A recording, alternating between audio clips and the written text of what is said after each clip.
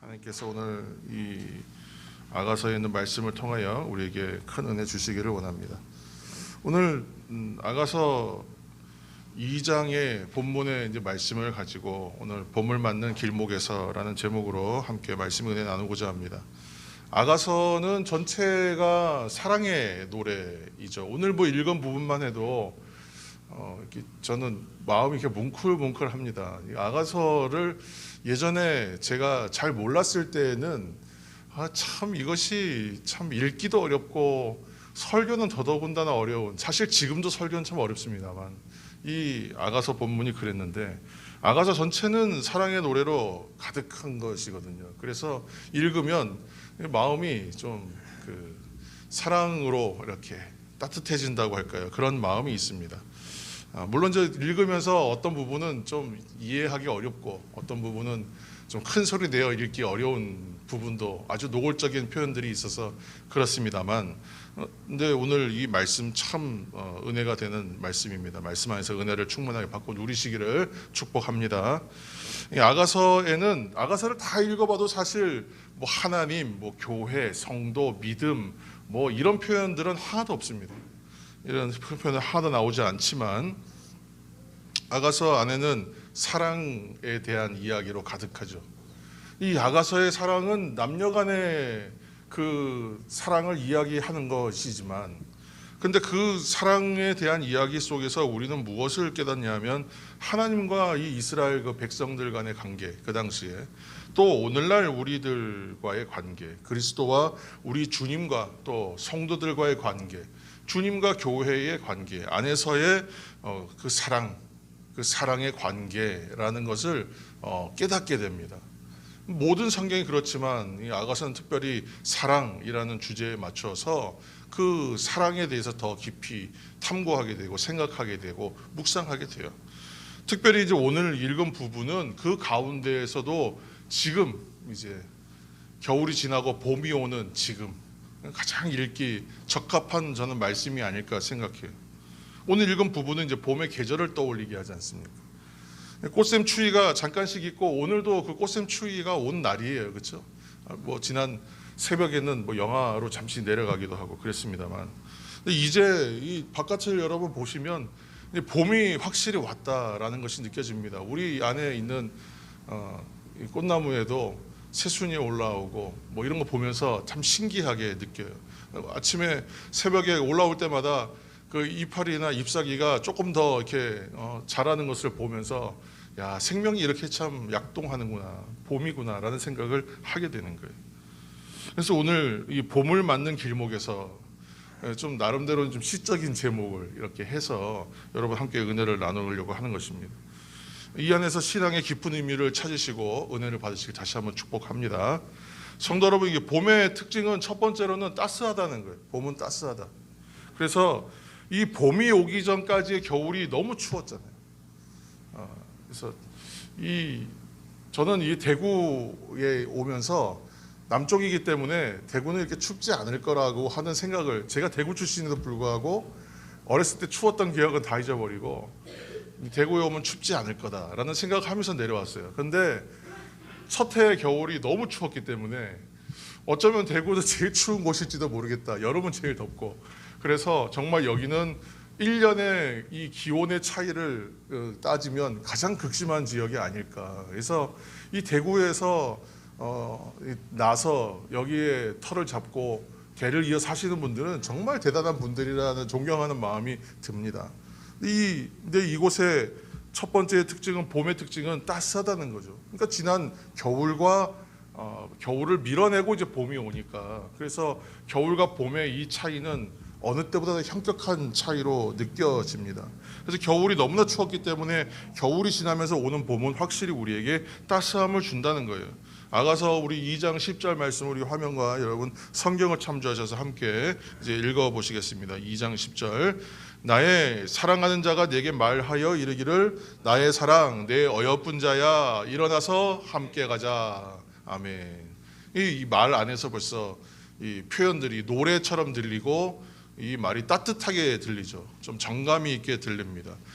우리가 노래를 하는데, 예를 들어서 노래 부를 때 추울 때 겨울에도 노래할 수 있어요. 이거 겨울에도 나가보면 정말 추운 날인데 요즘엔 버스킹이라고 해서 길거리에서 노래하고 뭐 찬양하는 친구들도 보았습니다. 보면 참 대단한 거예요. 그 추운데 그렇게 어떻게 저렇게 노래를 하지? 어떤 마음으로 어떤 열정을 가지고 저렇게 이 추운 날 노래를 할 수 있지? 그런 생각이 들어요. 근데 사실 추울 때는 노래하기에 적합한 환경은 아닌 것을 여러분 아실 겁니다. 왜냐하면 우리 손도 얼고 입도 얼고 몸도 얼어서 이 노래하기 참 어렵죠. 여유가 없죠. 그런데 봄은 어떻습니까? 봄은 우리로 하여금 자연스럽게 노래가 되게 하는 계절이라고 생각해요. 따스한 봄의 온기가 우리에게 다가오고 온기가 돌기 시작하면 우리는 자연스럽게 이 얼었던 것들이 다 풀리는 것처럼 대지에서 그런 새로운 어떤 음악이 들리는 것처럼 그렇게 자연스럽게 노래할 수 있다는 것이죠. 그래서 아름다운 계절을 노래하는 이 첫머리 오늘 말씀은 그렇게 사랑하는 사람을 찾고 또 우리 함께 가자 그렇게 말할 수 있는 거예요. 노래하고 있는 것이죠. 봄 기운에 얼었던 대지가 다 녹는 것처럼 지금 오늘 이 시간 우리의 마음도 함께 녹아지고 우리 가운데 사랑의 온기가 가득하기를 이 시간 예수님의 이름으로 축원합니다. 이처럼 봄은 참으로 모든 얼어붙었던 모든 것을 녹이는 계절입니다. 그래서 봄에 이 햇살이 따뜻하게 비춰지면 겨울에 움츠렸던 생명의 활력들이 이렇게 일어나는 것이죠. 새롭게 일어나고 그래서 이 죽었다고 생각했던 나뭇가지의 등걸에 보면 이게 새순이 이렇게 움트는 것이죠. 또 나중에 그것이 결국은 꽃송이를 피우겠죠. 봄을 맞는 이 길목에서 이 서로의 마음을 이렇게 틔우는 그러한 따스함의 은혜가 우리 가운데 가득하기를 바랍니다.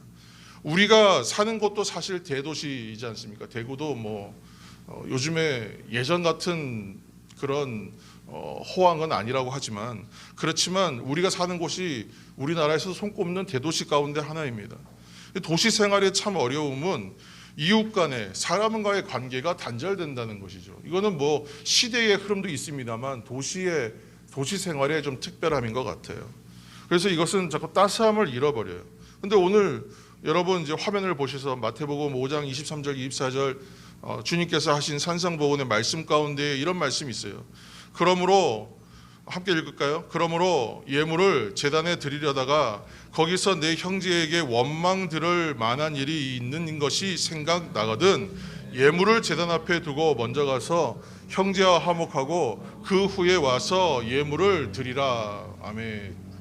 뭐 오늘날 뭐 도시 생활뿐만이 아니라 오늘날 개인주의가 팽배해진 오늘날 시대에는 한번 갈등이 생기고 나면 다시 화해하기가 굉장히 어렵습니다. 한번 갈등이 생기고 나면 안 보고 사는 거예요. 그리고 옛날처럼 그냥 뭐 마을이 좀 오픈되어 있고 담벼락이 낮고 옆집에 붙어 있고 이러면 계속 얼굴을 보니까 화해하지 않으면 불편해가지고 살 수 없을 텐데 오늘날은 뭐 옆집 사실은 문 닫아버리고 나면 영원히 안 볼 수도 있는 그렇게 되는 관계가 아니겠습니까? 그런데 오늘 이제 이 말씀 가운데서 우리가 한 가지 생각해야 될 것은 오늘 이거죠. 예배와 일상생활은 결코 따로따로 하는 따로 국법 같은 것이 아니다라는 거예요. 이 신앙생활은 하나님과의 관계를 말하는 수직적인 그 관계와 또 이웃과의 관계를 말하는 수평적인 관계가 수직과 수평이 올바르게 다 열려 있을 때에 그것이 바로 온전한 예배요 온전한 성도의 삶이라고 성경은 우리에게 말씀하고 있지 않습니까? 그래서 사실은 화해의 대사가 되자는 말씀도 우리가 나눈 적이 있습니다. 그리스도인은 먼저 열고 다가가는 자세로 살아야 한다는 것이죠. 우리가 먼저 손을 내밀고 살 때에 봄날에 햇볕이 대지를 따뜻하게 하고 온기가 도는 것처럼 사람들과의 관계가 모두가 좀 적막하고 지금 뭐 좀 이 얼어붙어 있고 이 관계가 단절된 것 같은 오늘날의 시대에도 먼저 손 내밀어 주는 한 사람을 통하여 분명히 그 온기는 다시 전파되고 따뜻해질 것은 분명하거든요. 왜냐하면 이 사람들의 관계에서는 손 내미는 사람이 있었을 때에 이 관계는 풀리고 열리는 것으로 저는 믿습니다. 그래서 이 교회 안에서 먼저 성도들이 서로 손을 내밀어 주고 우리가 가장 잘하는 것 아니겠습니까? 서로의 아픔을 보듬어주고 또 서로를 위해 진심으로 사랑을 담아서 기도하고 또 그의 형편을 생각해서 또 보이지 않게 보이는 방법으로 돕고 함께 나누는 것. 그렇게 해서 교회에서 그 사랑과 온기가 넘쳐나는 것이죠. 그래서 그 온기가 흘러가기 시작하죠. 그래서 이 교회를 중심으로 한 지역 커뮤니티 안에서 온기가 흘러가게 되는 것입니다.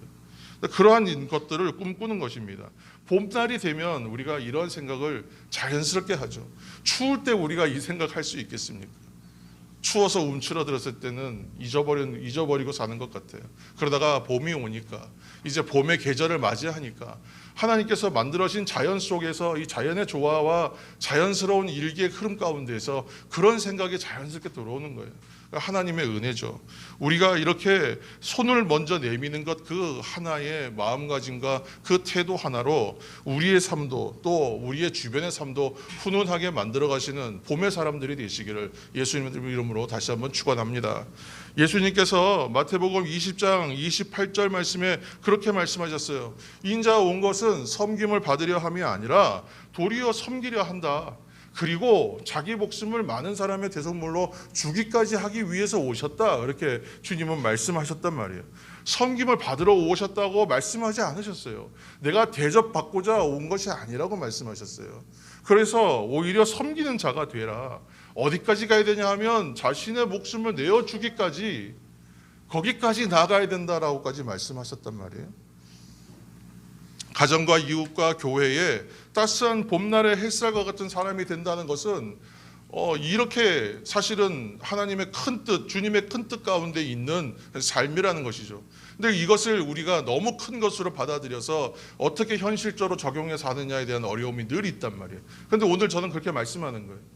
봄날에 봄의 기운이 도는 것처럼 우리가 손을 내밀어 주는 것 하나로 얼마든지 봄의 기운은 나누어진다. 따스한 사랑의 기운은 전파된다. 이 사실을 기억하시는 여러분들 되시기를 축복합니다. 두 번째로 봄에는 아주 놀랍고 아주 주목할 만한 일이 일어나요. 정말 놀라운 일이 일어나요. 이 봄에만 느낄 수 있는 거예요. 이제 여름, 가을 되면 또 다른 것이 오니까. 봄에 느낄 수 있는 건 뭐냐 하면 바로 생명이 일어난다. 생명이 일어난다. 지난 겨울 동안 꽁꽁 얼어있던 대지에 생명이 싹이 트잖아요. 여기 지금 도시기 때문에 그런 것들이 흔하지는 않겠습니다만 여러분 잘 아시잖아요. 조금만 들에 좀 나가면 이제 뭐 지금 나물 또 캐고 저 어렸을 때 그렇게 어머니가 뭐 쑥도 캐오시고 냉이도 캐시고 이 계절마다 어떤 것들을 맛볼 수 있게끔 그렇게 하셨던 기억이 나요. 그 참 그거는 봄에 대한 또 계절에 대한 정감이고 기억이거든요. 지난 겨울 동안 꽁꽁 얼어있던 대지에 생명이 싹이 트는 겁니다. 나뭇가지엔 새순이 돋는 거예요. 그 나무 껍질은 다 말라서 마치 그 나무가 생명이 없는 것 같았잖아요. 그런데 거기에 그 나무 껍질을 뚫고서 생명이 올라오는 거죠. 땅이 꽁꽁 얼어가지고 여기에선 다시는 생명이 일어나지 못할 것 같았는데 기가 막히게 거기서 생명들이 다 올라오지 않습니까? 그리고 나서 그렇게 움트고 일어난 것들이 꽃을 피워요. 생명을 품고 있는 사람도 마찬가지. 환경이 겨울 같고 환경이 그냥 도저히 이거는 뭐 이루어질 일이 없을 것 같고 무슨 변화도 일어날 것 같지 않은 환경에 있었는데도 불구하고 이 안에 여기 안에 생명을 품고 있는 사람들은 다르다는 거예요. 사람이 생명을 품고 있는 사람은 새순을 틔울 수 있다는 거죠. 새순은 전 이렇게 표현하고 싶어요. 새로운 결심, 새로운 시작, 그것을 위한 결단, 결심을 말하는 거예요. 새롭게 시작하고자 하는 마음은 생명이 있는 자가 하는 거예요. 어느 날 갑자기 그런 마음이 들어왔다는 것은 내 안에 생명이 있다. 내 안에 생명이 작용하고 있다는 사실을 여러분 생각하시길 바랍니다. 이처럼 새로운 결심과 새로운 시작은 우리의 인생의 꽃을 피우겠죠. 새순을 돋게 하겠죠. 전혀 기대할 수 없는 곳에 일어난다니까요. 생명이. 그 안에 생명이 있기 때문에 있는 것이죠. 없는데 어떻게 그게 어디서 왔겠습니까? 하나님께서도 일하실 때에 오늘 그렇게 새롭게 결심하고 결단하고 시작하는 사람 통해서 일하시지 않겠습니까? 생명이 있는 사람이기 때문에 그를 통하여 일하는 거예요. 없는데 그냥 내가 내 의지로 결심하고 결단한 것은 오래 가지를 못해요. 능력이 나타나지 않아요. 그러나 생명 있는 자가 하는 새로운 시작과 결단은 내가 온 것을 받아서 그것으로 결단하여 일어나는 사람들은 다릅니다. 그 안에서 생명이 일어나고 새순이 일어나고 하나님께서 그를 통하여 일하게 되심으로 말미암아 이것이 반드시 꽃을 피우고 열매를 맺기까지 자라게 될 줄로 믿으시길 축복합니다. 하나님의 능력과 축복은 봄이 오는 이 계절의 변화를 알고 새순을 틔우듯이 새로운 결단과 새로운 시작을 꿈꾸는 사람을 통해서 나타나게 하실 줄로 믿습니다. 특별히 아론의 지팡이 12개의 지팡이가 있었잖아요. 근데 그 가운데에 단 한 사람의 지팡이에만 싹이 돋는 거예요. 새순이 돋고 우미 돋고 순이 돋고 그것이 꽃을 피우고 열매를 맺어요. 살구 열매가 맺히면 살구가 맺히는 거예요. 그 누구의 지팡이냐면 아론의 지팡이, 레위 지파 아론의 지팡이. 하나님께서 생명 주시고 능력 주시고 선택하여 세운 그 지팡이, 그 지파의 사람의 지팡이에만 생명이 돋지 않습니까? 참으로 우리 안에 그리스도의 이 생명의 순, 이 생명의 새싹, 생명의 um이 움트고 일어날 수 있기를 다시 한번 축복합니다. 세 번째로 봄이 깃든 이 마음에는 꽃이 피고 향기가 나고 열매를 맺는다. 오늘 말씀하고 있습니다. 13절 말씀, 아가서 2장 13절입니다. 무화과 나무에는 푸른 열매가 익었고 포도나무는 꽃을 피워 향기를 토하는구나. 나의 사랑, 나의 어여쁜 자야, 일어나서 함께 가자. 아멘. 봄이 오면 나무에 꽃이 피고 향기가 나고 열매를 맺는다. 포도나무에 꽃이 피니까 여러분 저는 잘 몰랐던 사실인데 이 포도나무의 그 꽃향기가 그렇게 진하다고 해요. 여러분 맞습니까? 포도나무의 꽃향기가 그렇게 진하다고요. 그래서 꽃향기가 정말 진동을 한대요. 그렇게. 그래서 오늘 이 포도나무에 꽃이 피니까 향기를 그냥 어떻게 한다고요? 향기를 토한다라고까지 표현합니다. 내뿜는 거예요. 그냥 향기를. 얼마나 참 이게 아름다운 일입니까? 겨울에는 볼 수 없었던 일이 봄이 되니까 일어나는 것이죠. 포도나무에 꽃이 피니까 향기를 내뿜고 포도송이를 맺는 것은 바로 어디서 생기는 일이냐면 나무가 있으면 가지에서 생기는 일이죠. 이 가지는 우리가 잘 아는 이야기잖아요. 포도나무에 이 가지가 붙어 있음으로 인하여 새순이 돋고 우미 돋고 싹이 나고 꽃을 피워서 향기를 내뿜고 열매를 맺게 되는 것이죠. 나뭇가지는 나무에 붙어 있기 때문에 그 일을 할 수 있는 거예요. 포도나무이신 주님께서 그렇게 말씀하셨어요. 나는 포도나무요 너희는 가지라. 포도나무이신 주님께 붙어 있는 가지로서 성도는 생명을 공급받기 때문에 아까 그 생명이 이 안에 있는 사람들이 새로운 결심과 결단, 새 순이 돋는 일들이 가능하다고 했던 것처럼 포도나무이신 주님께 붙어 있는 가지로서 주님 그 붙어 있는 사람들로서 우리 가지인 우리들은 그 생명을 공급받아서 꽃을 피우고 향기를 내게 되는, 결국은 열매를 맺는 거예요. 성도 여러분, 봄을 맞는 길목에서 우리의 생활이 포도나무의 이 가지처럼 포도나무이신 주님께 더 가까이 밀착될 수 있기를 축복합니다. 우리가 어떻게 하면 그러면 주님께 붙어있고 밀착된 생활이 될까? 이 사실을 여러분 다 알고 너무 잘 아시는 말씀이에요. 근데 오늘 제가 또 이 말씀을 또 반복하는 거예요. 우리는 이제 이 일에 대해서 몇 가지로 간단하게 얘기할 수 있거든요. 첫 번째는 영과 진리를 통한 예배, 영과 진리로 드리는 예배. 여러분 예배로 원래 그 일이 가능해집니다. 그럴 수밖에 없지 않겠습니까? 우리가 주님께 더 가까이 붙어 있을 수 있는 방법은 예배예요. 예배를 진실하게 온전하게 드려야만 이 일들이 일어나기 시작합니다. 예배하지 않고선 뭐 어떻게 우리가 이것을 말할 수 있겠습니까? 우리가 지금 뭐 많은 빈자리 때문에 여러분 기도하시겠지만 정말 먼저 우리 한 사람 한 사람이 예배자로 서는 것부터가 시작입니다. 그러면 예배는 회복될 것입니다. 여러분 예배에 진실한 예배로 나아가시고 온전한 예배 드리시기를 힘쓰시는 저와 여러분 되시기를 축복합니다. 두 번째로는 잘 아신 대로 진실한 기도 생활입니다. 기도의 사람은 주님 앞에 설 때에 진실하게 서는 것이죠. 내가 아버지께 기도한다, 아버지께서 내 기도를 들으신다 생각하면서 기도하는데 그 앞에서 우리가 꾸밀 것이 무엇이고 가릴 것이 무엇이겠습니까? 무엇을 꾸며내고 무엇을 가리겠어요? 그러니까 기도로 서는 사람들은, 하나님 앞에 서는 사람은 모두가 진실하게 설 수밖에 없습니다. 진실해지는 거예요. 진실의 기도는 여러분들을 열매 맺는 가지가 되게 하는 지름길입니다. 통로입니다. 진실한 기도로 나아가시길 축복합니다. 세 번째로는 말씀 생활이겠죠. 말씀 안에서 우리는 발견하는 것이 있어요. 나를 부르신 소명과 나를 보내신 사명을 깨달아요. 이것이 하나님의 뜻이죠. 우리가 알고 싶어하는 것 하나님의 뜻인데 하나님의 뜻을 우리가 몰라서 못하는 건 아닙니다, 사실은.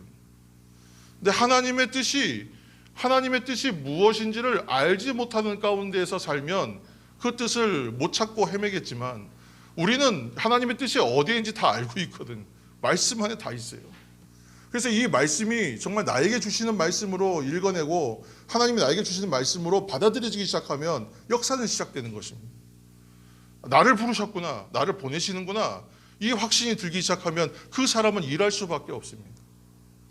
내가 동력이 떨어졌을 때는 말씀으로 돌아가는 거예요. 그래서 내가 방향을 잃은 것 같을 때는 말씀으로 돌아가는 거예요. 내가 지금 온몸에 힘이 하나도 없어요. 살아갈 능력을 다 잃어버린 것 같아요. 절망했어요. 누가 어떠한 말로 나를 위로하고 일으키겠습니까? 하나님 말씀으로 돌아갈 수밖에 없는 거예요. 하나님 말씀이 나에게 들어오기 시작하면 없던 힘이 생긴다는 거예요. 영적인 것이 채워지면서 마음의 평안이 몰려오면서, 평안과 은혜는 모든 속성이 기쁨의 속성입니다. 그래서 기쁘지 아니하고 기쁠 수 없는 것들을 기쁘게 만들어버리는 힘이 그 안에 있는 것입니다.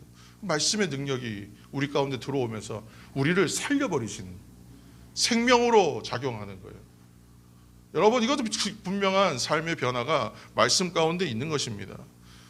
그래서 우리가 신앙생활을 바로 세운다, 주님께 더 가까이 나아가야 되겠다, 그러면 예배와 말씀과 기도, 여기에서 우리는 정답을 얻어야 되고 거기에서 우리가 승부를 해야 됩니다. 그런데 오늘 말씀 가운데에 모두가 참 봄에 대한 이야기, 새로운 싹과 생명 참 좋았는데 마지막에 보면요, 경고의 말씀이 있어요. 15절 말씀을 한 줄 읽겠습니다. 15절.